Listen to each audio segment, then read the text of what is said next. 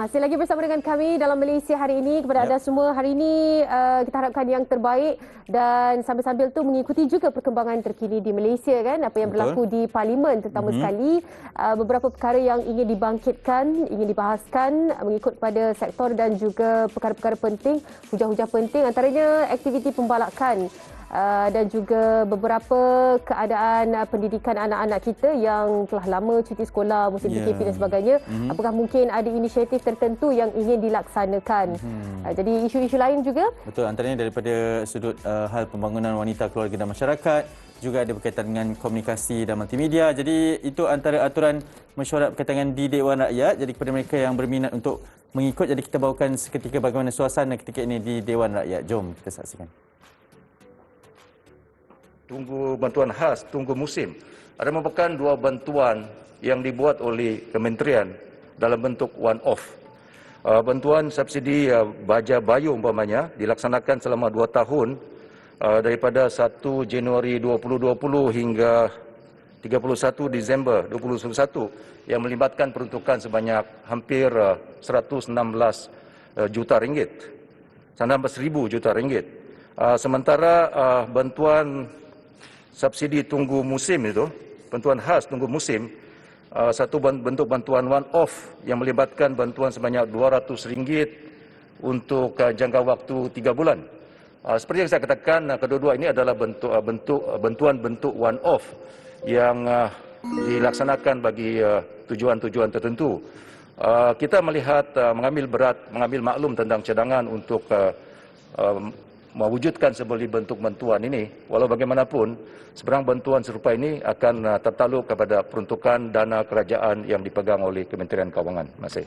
Terima kasih. Soalan tambahan kedua Yang Berhormat Kulim Bandar Baru. Tangga Batu. Terima kasih, Datuk Speaker.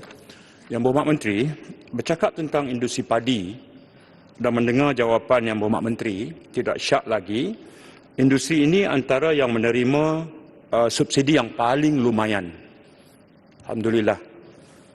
Namun hakikatnya adalah pengeluaran padi di negara kita adalah yang paling rendah berbanding negara ASEAN yang lain. Thailand, Vietnam, Filipina, Indonesia. Bank Pembangunan Asia satu ketika pernah membuat kajian dan mengesahkan ketika hasil rendah, kos pengeluaran padi per kilogram kita yang tertinggi di ASEAN.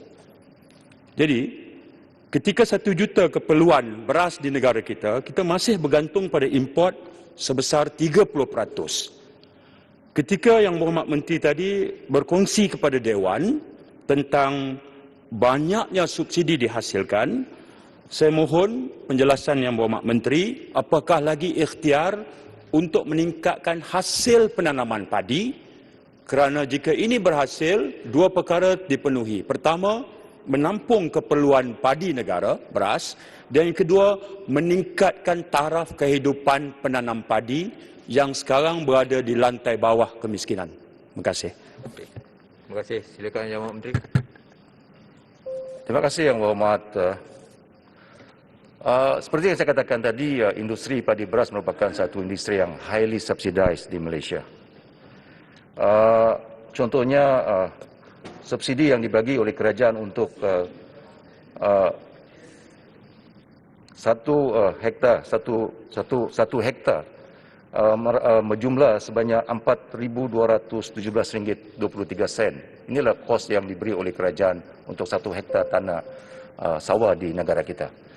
It is a highly subsidized industry kerana kita melihat bahawa padi beras merupakan makanan penting dan merupakan tanaman yang penting bagi negara kita. Sebab itu kita melihat berbagai bentuk pendekatan-pendekatan baru dan menambah baik pendekatan-pendekatan yang ada sedia ada untuk satu, meningkatkan hasil pengeluaran negara dan juga untuk meningkatkan pendapatan pesawah di negara kita.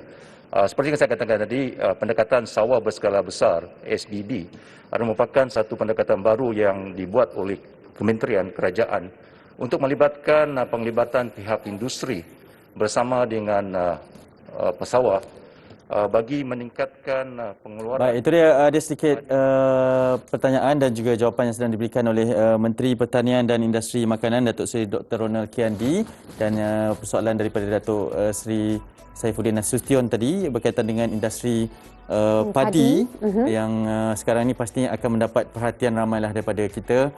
Semua kerana inilah perkara asas dan juga turut dibangkitkanlah berkaitan dengan subsidi yang dibawakan, sebab kita tahu apatah lagi selepas PKP ni antara industri yang terkesan juga adalah berkaitan dengan penanaman padi, bagaimana ingin dikembangkan, dan mungkin ada satu soalan yang sangat baik tadi dan sedang dijawab dan dijelaskan.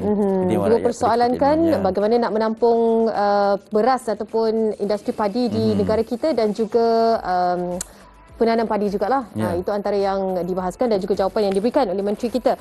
Baik, itu antara sedikit lintas langsung dari Parlimen yang kita sempat bawakan kepada anda. Pastinya kita harapkan segalanya berjalan dengan lancar dan juga objektif untuk pencapaian ke arah Malaysia lebih baik, lebih maju dapat dicapai, insya-Allah. Okey.